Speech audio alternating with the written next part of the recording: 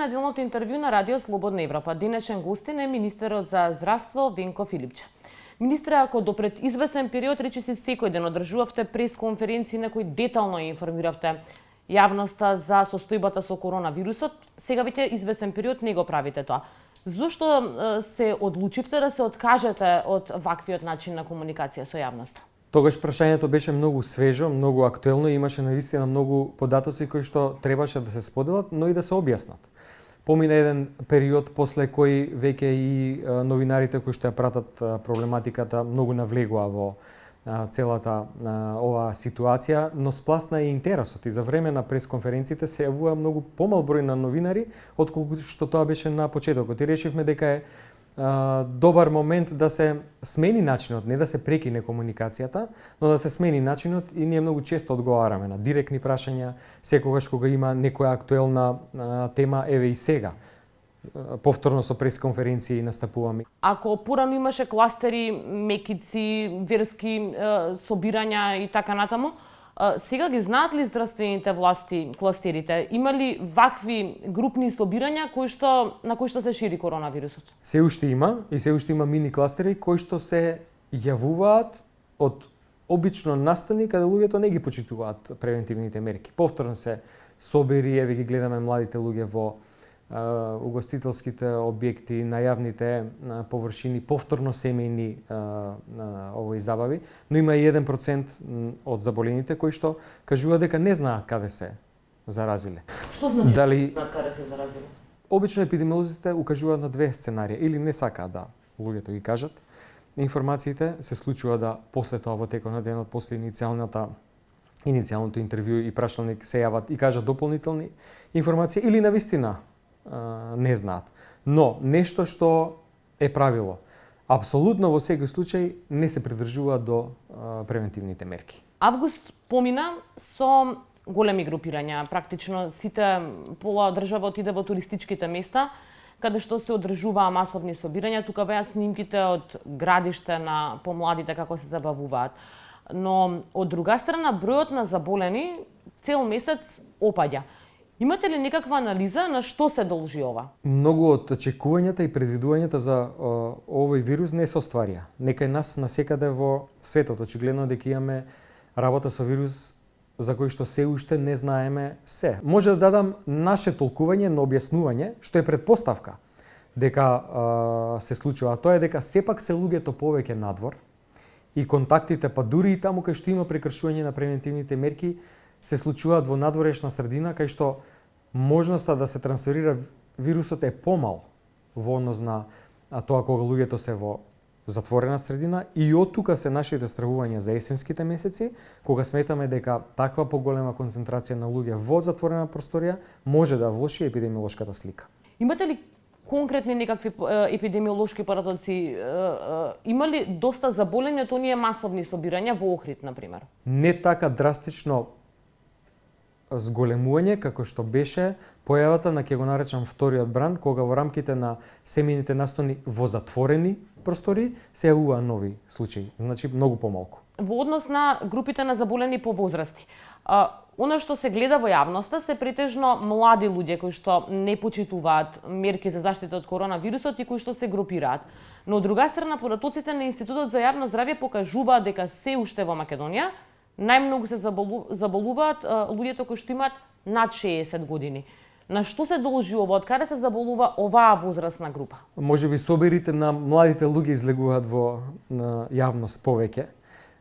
Не би рекол дека нема собери и на повозрастни луѓе, но го имаме во предвид и факторот дека младите се најчест преносител на вирус, па пренесувајќи го од едни на други, го пренесуваат и на членовите на нивните семејства, повозрастните, родителите, бабите и дедовците. Во нашата статистика, која што ја анализиравме и врз основа на која што носевме одлуки за почеток на градинките, односно на училиштата, под 10% се заболуваат возрастната група до 18 години.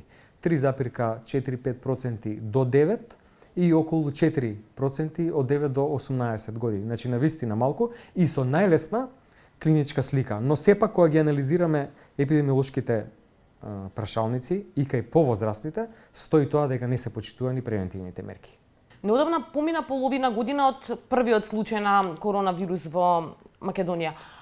Вашата првична проценка тогаш беше дека во земјава ќе има вкупно околу 2000 заболени, сега се движиме некаде кон бројката околу 15.000 заболени. Каде сгрешивте, во прогнозата или во мерките? Не. Проценката беше добра и тоа стои за првиот бран. Ако се сеќавате тука некаде бевме со бројката, меѓутоа се анализираат тогашните параметри. Анализираме секојдневни бројки, секојдневни трендови и анализираме последователни една, односно 2 недели. Меѓутоа со попуштањето на мерките, со раздвижувањето и на економијата и на враќање назад на патувањата и така натаму, на секаде во светот се случи тоа. И од тука го влечеме заклучокот, уште еден дополнителен, дека сепак станува збор за вирус кој што не можевме точно се да предвидиме. Сепак предвидувањата ги темелевме врз основа, не само ние, сите, вклучително и другите земји, Светската здравствена организација, врз основа на карактеристиките на оние други вируси во истата група, MERS, SARS. Такви беа и протоколите за тестирање согласно тие искуства, но очигледно е дека оваа пандемија ќе трае и дека единствено нешто што може значено да смени сликата е вакцината. Сега во однос на овој есенски бран кој што се најавува, имате ли некаква прогноза колку заболени ќе има? Навистина тешко е да се каже, имајќи во предвид дека таму кај што се придржуваат луѓето до превентивните мерки и нема појава на трансфер на вирусот. На ние се спремаме за, ќе го наречам, црно сценарио, да имаме навистина голем број заболени, Што да имаме се подразбира од голем број? Тоа значи број на пациенти кои што би ги преполнил инфективните одделенија, таму кај што и сега се лечат пациенти. Тоа не се случи у ниеден момент кај нас. Максимално беше пополнет капацитетот на инфективната клиника 50%. Сега тука ја калкулирам и оваа дополнителна модуларна болница, слободни капацитети во болницата 8 септември. Во неколку ситуации, во некои моменти беа преполни одделенијата во Куманово, Битола и Охрид. Сега се и тие полуиспразнети, освен Кумановското.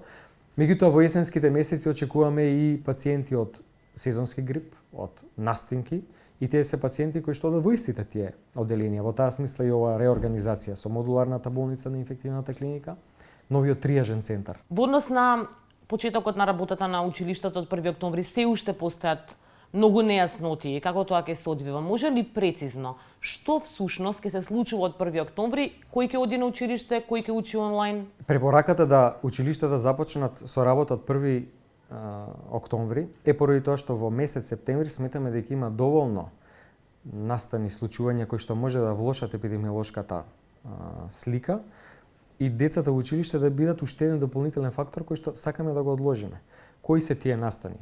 Луѓето почнуваат на работа после враќањето од одморите, патување и така натаму, и градинките кои што почнуваат со работа следната недела.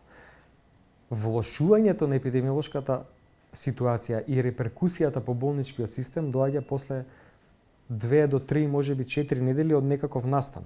Тогаш ги гледаме пациентите кои што потенцијално би требало да се лекуваат во болници, ама ако тогаш се јави голема бројка, тогаш е касно да се реагира. И во таа смисла препораката за училиштата беше да почнат со онлайн настава со неколку исклучоци. Децата од 1 до 3 одделение да бидат физички присутни во училиштата. Зошто? Заради тоа што во празни училишта има повеќе простор.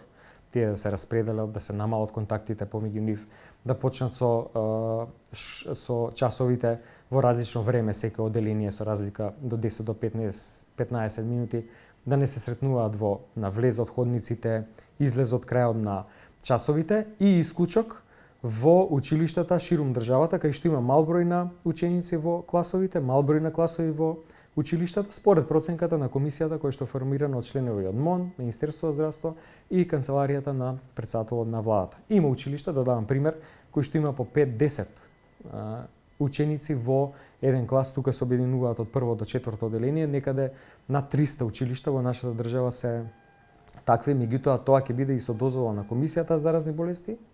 Ако епидемиолошката ситуација во таа општина тоа го дозволува. Сега се остава можности и простори за училиштата доколку оценат сами дека може да исполнуваат услови кои што се потребни за одржување настава, да побараат и физичка настава.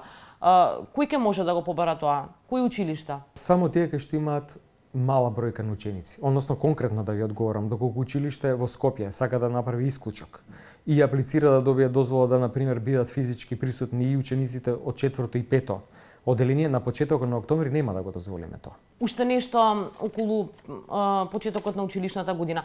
Постојат нејасноти за учениците од 1 до 3 оделение, кои што имаат опција да следат онлайн и да бидат со физичко присуство.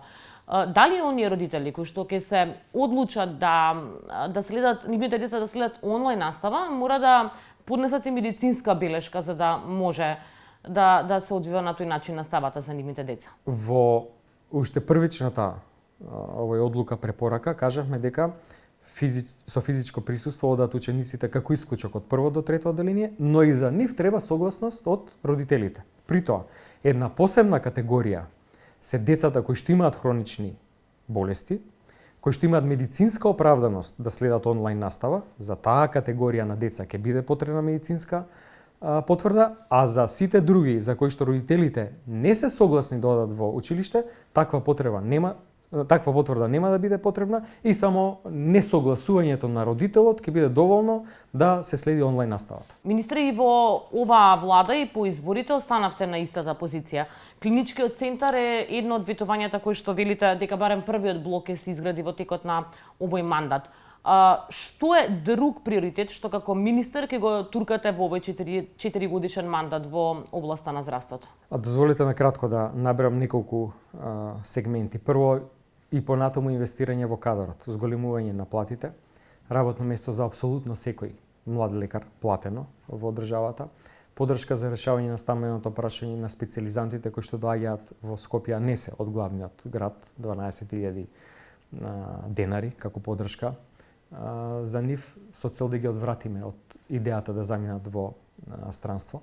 Понатаму инфраструктурно подобрување на амбулантите во главниот град и во втора фаза, некаде на почеток на следната година, и амбулантите во другите градови во државата. Понатаму енергетска ефикасност на сите објекти со поддршка од проектот Светската банка, на сите здравствени домови и болници каде што ќе се идентификува потреба, понатаму соодветна медицинска опрема за подобрување на условите во интензивните оделенија ширум државата во сите болници, исто така со поддршка од проектот на Светска банка. Понатаму унапредување на фармацевскиот сектор. Дефинитивно обновување на позитивната листа на лекови после 10 години, кога зборувам обновување, тоа значи прочистување, тргање од позитивната листа на лекови кои што се навистина застарени и ставање на нови лекови. Ви благодарам на одвоеното време. Благодарам. Тоа беше се во неделното интервју на Радио Слободна Европа. Довидување до следната недела.